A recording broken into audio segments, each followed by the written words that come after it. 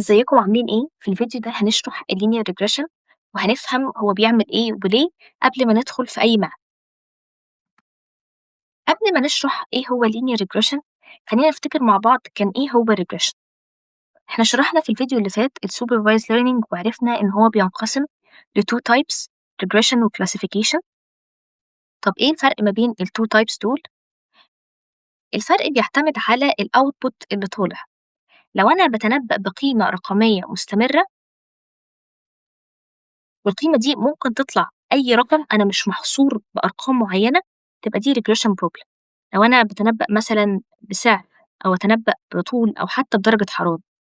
لكن لو أنا بتنبأ بفئة، فأنا بختار من فئات موجودة عندي، ما أقدرش أخرج بره الفئات دي. زي إيه مثلا؟ لو هتنبأ بالشخص ده مريض ولا سليم، فالأوتبوت بتاعي ما ينفعش يخرج بره الحاجتين دول، يا إما يبقى مريض يا إما يبقى سليم. هل ممكن الأوتبوت بتاعي يخرج بره الاتنين دول؟ لأ. فأنا باختار من ضمن مجموعة اختيارات موجودة عندي، فدي تبقى الكلاسيفيكيشن.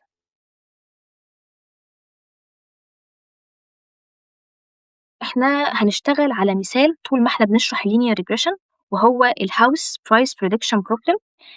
البروبلم اللي عندي إن أنا عايزة أتنبأ بسعر بيت بناء على السايز بتاع البيت أو مساحة البيت. تمام. في شوية terminologies هنستخدمها، هي أدق وبنستخدمها في الماشين ليرنينج. يعني بدل ما كنا بنقول السؤال والجواب، يتعلم عن طريق السؤال والجواب، هنخلي السؤال ده اسمه الانبوت أو الفيتشر، والجواب ده هنسميه الاوتبوت أو التارجت. والبوكس اللي انتوا شايفينه ده كله اسمه التريننج داتا، دي الداتا اللي بيتعلم منها الموديل اللي عندي. طيب،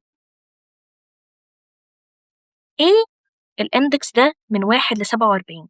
دي عدد الصفوف اللي موجودة عندي في التيبل بتاعي. ايه عدد الصفوف دي برضو؟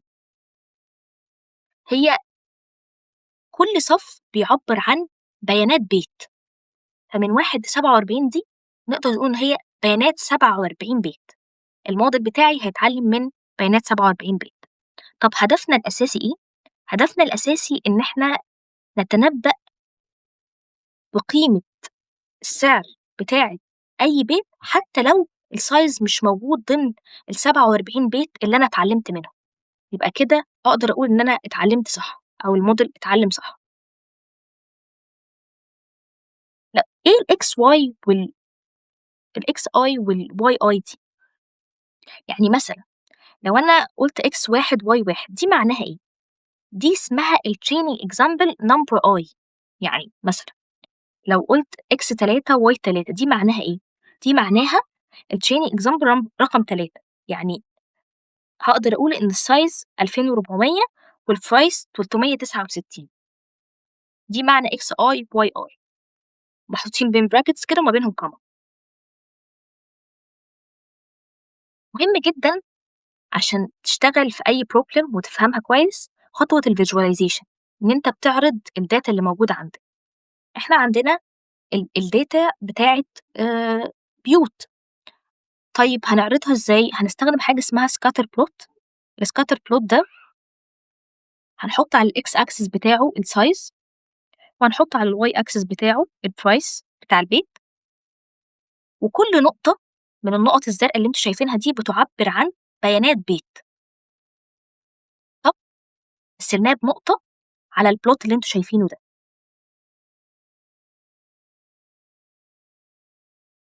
طيب احنا كده فين بالظبط؟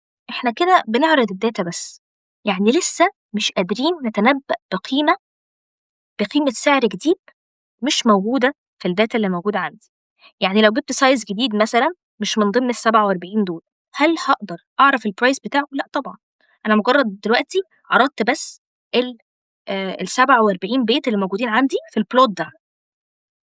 طيب نيجي هنا بقى على linear regression technique. ايه linear regression technique ده؟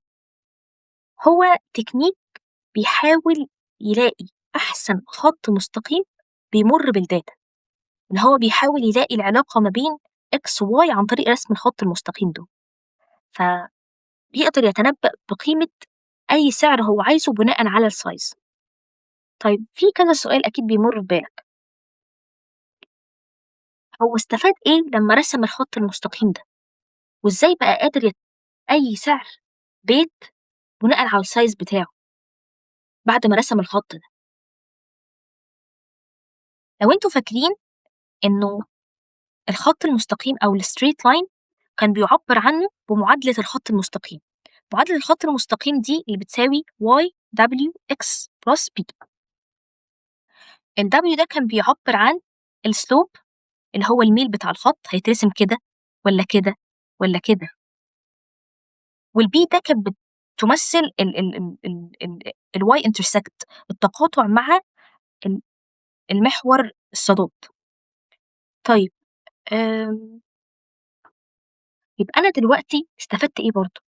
استفدت إيه؟ لو أنا عوضت في معادلة الخط ده بأي قيمة لإكس، وإكس ده بتمثل السايز، أنا بقيت أقدر أجيب سعر أي بيت أنا عايزه بناء على سايز البيت. يبقى كده نجحت إن أنا أعمل prediction صح لأي بيت. حلو أوي.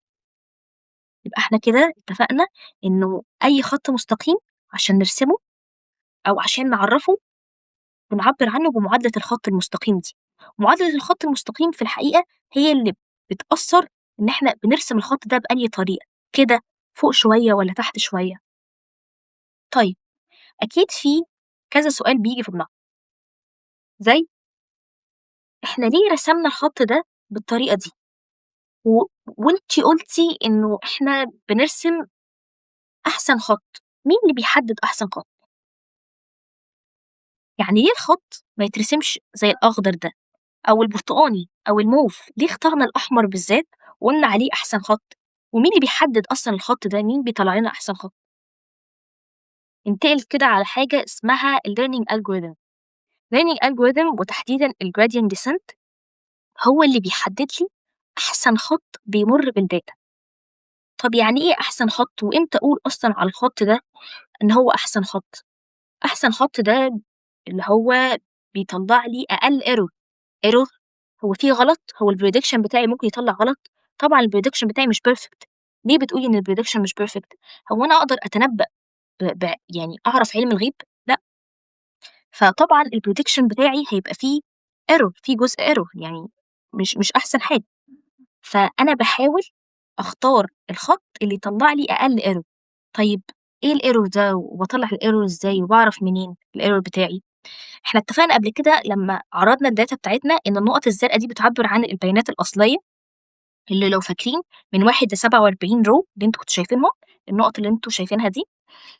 والخط الأحمر ده الخط اللي أنا رسمته. إحنا دايمًا بنحاول نقلل المسافة ما بين النقطة الزرقا دي أو النقط الزرقا والخط الأحمر اللي إحنا رسمناه.